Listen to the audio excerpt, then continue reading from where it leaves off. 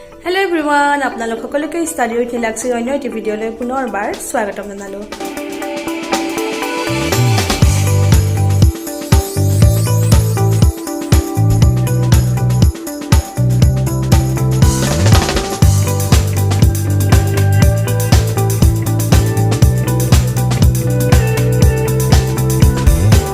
Hello student, good evening. So আজি মই question number 4 ৰ পৰা ষ্টাৰ্ট কৰিম। আগৰ কোৱেশ্চনখিনি মই আগৰ ভিডিঅ'ত আলোচনা কৰিছিলো। যদি কোনোবাই চোৱা নাই তলত মই ডেসক্ৰিপচন বক্সত মই লিংকটো দি দিম, তোমালোকে গৈ চাবগে পাৰিবা। সো কোৱেশ্চন নম্বৰ 4 টো চোৱা। 6 to the power 2n into 2 square divided by 18n. এটো কি হ'ব চোৱা? 6 to the power 2n into 2 square আৰু তলত হ'ব 18 to the power n. এতিয়া চোৱা ইয়াত গুটেকিটা সংখ্যা বেলেগ বেলেগ আছে। ইয়াত আছে 6, ইয়াত আছে 2, ইয়াত আছে 18। ওপৰত কি আছে তোমালোকে নাচাবা, কাৰণ ওপৰৰ ঘাতকিটা আমি যোগবিয়োগ কৰি দিলে হৈ গ'ল, খালি আমি তলৰ সংখ্যাকিটা মিলাব লাগিব। ইয়াত আছে 6, 6টোক আমি উৎপাদকত ভাঙি দিব পাৰো 2 3 গুণ 6 কৰি। ঠিক তেনেকৈ আমি 18টোকো ভাঙি দিব পাৰো, কিন্তু যেহেতুকে আমাৰ ইয়াত 6 এটা আছে,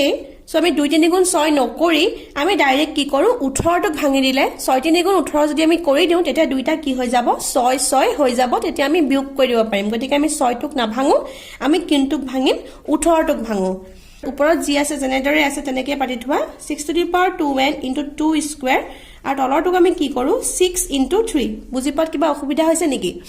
আকৌ এবাৰ বুজাই দিছো চোৱা। এই সৰল অংকটোত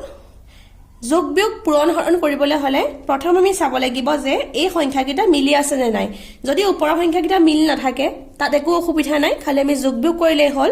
কিন্তু তলৰ সংখ্যাকিটা আমি তাৰ কাৰণে মিলাব লাগিব। তলত আছে 6, ইয়াত আছে 2 আৰু ইয়াত আছে 18। গুটেকিটা বেলেগ বেলেগ হৈ আছে। সো মই কি কৰিলো চোৱা,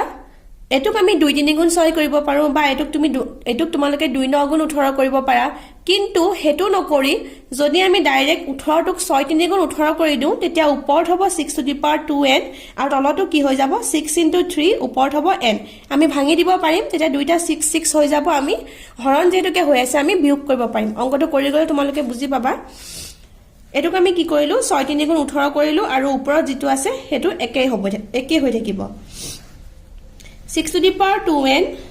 into 2 square আৰু তলত কি হ'ব চোৱা, দুইটা সংখ্যাৰ ওপৰতে কি আছে n এটা আছে। So 6 to the power n into 3 to the power n কাষতে কৰি দিছো চোৱা।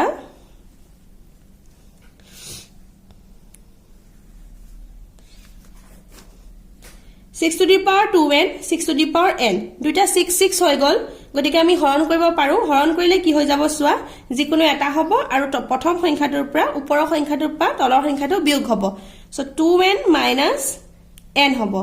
ওপৰত থাকিলে 2 square আৰু তলত থাকিলে 3 to the power n। এটো কি হৈ গল চোৱা,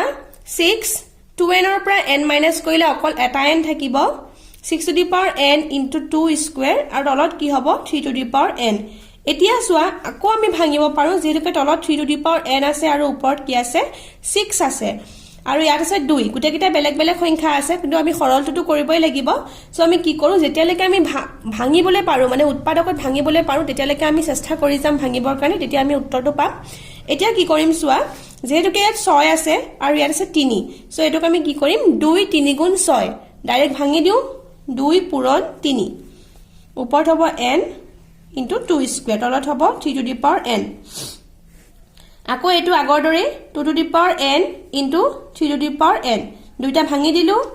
পূৰণ 2 square, তলত হ'ব 3 to the power n। Direct তোমালোকে কাটা কাটিও কৰিব পাৰা, কিন্তু যেহেতুকে সূচকীয় ৰূপত আমাক কৰিবলৈ দিছে আমি সূচকীয় ৰূপত কৰিব লাগিব। ইয়াত এতিয়া চোৱা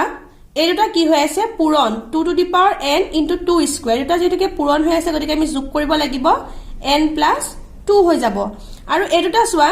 এই দুটা কি হৈ আছে 3 to the power n 3 to the power n। এটো এটা হৰণ হৈ আছে। সো আমি হৰণক আমি কৰিবলৈ হলে কি কৰিব লাগিব বিয়োগ কৰিব লাগিব। সো কি হ'ব n minus n আৰু যেহেতুকে মাজত পূৰণ চিন আছে আমি পূৰণ চিন দি দিলো। ইয়াৰ এতিয়া আনসাৰটো কি হ'ব চোৱা, আকৌ মই কাষত কৰি দিছো, তলে তলে কৰি যাবা। মই কাষত এই কাৰণে কৰি দিছো কাৰণ গোটেই অংকটো ভিডিঅ'টোত নুঠিব একেবাৰতে, সেইকাৰণে মই তোমালোকক এনেদৰে কাষতে কৰি কৰি দেখাই দিছো। তোমালোকে তলে তলে কৰি যাবা। 2 to the power n plus 2 আমি এটো যোগ কৰিব নোৱাৰিম, যেহেতুকে চলকৰ লগত সংখ্যা যোগ নহয়। সো এটো এনেদৰে থাকিব 2 to the power n plus 2 পূৰণ 3 n ৰ পৰা n মাইনাস কৰিলে 0 হ'ব কাৰণ ইয়াত কি আছে প্লাস n আৰু ইয়াত কি আছে minus n plus n minus n দুইটা হৈ যাব 0 3 to the power 0 মানে আনসাৰটো 1 এ সো 1 ৰ লগত এই সংখ্যাটো পূৰণ কৰিলে কথা একেটাই সো আমি আনসাৰটো কি পালো 2 to the power n plus 2 এটোই হৈছে ইয়াৰ আনসাৰ নেক্সট কোৱেশ্চন 5 টো সোৱা a into b whole to the power m আকৌ আমাক গুটেটোৰ ওপৰত কি দি দিছে n দি থোৱা আছে মানে আকৌ এই গুটেটোৰ ওপৰতে পাৱাৰ কিমান হৈ আছে n হৈ আছে divided by a to the power n whole to the power m into b to the power m whole to the power n এটা অঙ্কটো আমি কৰো সোৱা কোৱেশ্চনটো মই পাতি ললো সোৱা এতিয়া অঙ্কটো আমি কৰিম ইয়াত সোৱা ইয়াত আমাৰ পাৱাৰ দুটা আছে ঘাত দুটা আছে প্ৰথমে m আছে তাৰ পিছত আকৌ এই গুটেটোৰ ওপৰতে কি আছে n আছে ইয়াৰ কাৰণে এটা সূত্ৰ আছে যদি কোনবা এটা সংখ্যাৰ ওপৰত দুবাৰ ঘাত থাকে যেনে ধৰা a to the power m আকৌ whole to the power কি আছে n আছে তেনে হলে কি হয় একো চিন্তাৰ বিষয় নহয় সংখ্যাটো তেনেকৈ থাকিব আৰু ওপৰৰ ঘাতকিটা কি হৈ যাব পূৰণ হৈ যাব অৰ্থাৎ m পূৰণ n হৈ যাব m পূৰণ n মানে কি হ'ব m n ইয়াৰ ওপৰ যদি আকৌ p এটাও থাকে তেনে হলে m n p এই গুটেকিটা পূৰণ হৈ যাব একেবাৰে চিন্তাৰ বিষয় নহয় এতিয়া যেহেতু কি দুটা আছে আমি দুটা পূৰণ কৰিম a into b whole to the power কি হৈ যাব m n divided by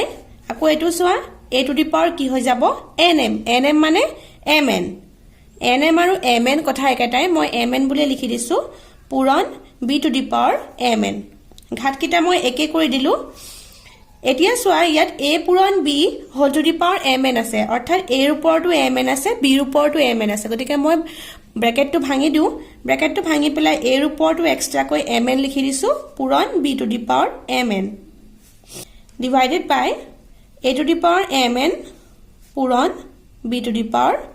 mn এতিয়া মই এটো কি কৰি দিম সোৱা যেহেতুকে হৰণ চিহ্ন আছে মই হৰণ চিহ্নটি লিখি দিও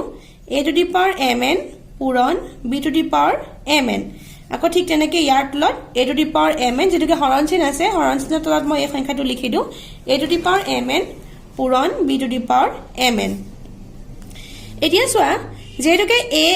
a দুটা একে হৈ আছে আৰু ওপৰৰ ঘাতকিটাও একে ওপৰৰ ঘাতকিটা একে নহলেও হ'ব বাৰু কিন্তু যেহেতুকে a দুটা মিলি আছে এটোৱে এটো হৰণ কৰি আছে গতিকে আমি কি লিখিব পাৰো a to the power mn minus mn মাজত পূৰণ চিহ্ন দি দিয়া আকৌ এবাৰ a দুটা সোৱা b to the power mn divided by b to the power mn যেহেতুকে b দুটা একে হৈ আছে গতিকে b to the power কি হৈ যাব mn minus mn এটো মই আগতে শিকাই দিছিলো যে যেতিয়া সংখ্যা দুটা একে হয় হৰণ চিহ্নত থাকে তেতিয়া ওপৰৰ ঘাতকিটা কি হয় ওপৰটো পা তলৰটো বিয়োগ হৈ যায় মই আগৰ ভিডিওত বুজাই দিছিলো যদি কোনোবাই সোৱা নাই চাই লবা তেতিয়া অংকবোৰ বুজি পোৱাত সুবিধা হ'ব এতিয়া সোৱা a to the power এটো সংখ্যা একে প্লাস mn মাইনাস mn দুইটা ক্যান্সেল গল ওপৰত কি থাকিলে 0 পূৰণ b to the power এটো প্লাস mn মাইনাস mn দুইটা মাইনাস হৈ গল ওপৰত কি থাকিলে 0 a to the power 0 মানে 1 b to the power 0 মানে কিমান হ'ব 1 সো 1 into 1 equal to কিমান হৈ যাব আনসাৰ টু 1 এটোই আমাৰ আনসাৰ নেক্সট কোৱেশ্চন টুলে আহা নেক্সট 6 নম্বৰটো সোৱা 2 to the power 8 into 3b to the power 5 এটো সোৱা 3b to the power 5 অৰ্থাৎ b ওপৰতে অকল 5 টো আছে 3 ওপৰত কিন্তু নাই গতিকে আমি 3b to the power 5 বুলি পঢ়িব লাগিব আমি 3b whole to the power 5 বুলি নপঢ়ো যেহেতুকে অকল এই 5 টো কিহৰ ওপৰত আছে অকল b ৰ ওপৰত আছে যদি 3 ওপৰত থাকা হয় দুইটাৰ ওপৰত ব্ৰেকেট থাকে দুইটাৰ কি হৈ থাকিলে হয় ব্ৰেকেট থাকিলে হয় divided by 4 to the power 4 into b to the power 4 সোৱা ইয়াত আছে 2 ইয়াত আছে 4 গতিকে আমি 4 টো 2 পূৰণ 2 কৰি দিও তেতিয়া আমাৰ কৰাত সহজ হৈ যাব 2 to the power 8 into ইয়াত যেতুকে 3b আছে আৰু তলত কি আছে b আছে গতিকে আমি b টো এক্সট্ৰা কৰি দিও 3 আৰু b টো দুইটা পূৰণ হৈ আছে গতিকে কি কৰি দিও 3 into b আৰু যেতুকে অকল b টোৰ ওপৰত 5 আছে অকল 5 টো আমি লিখি দিলো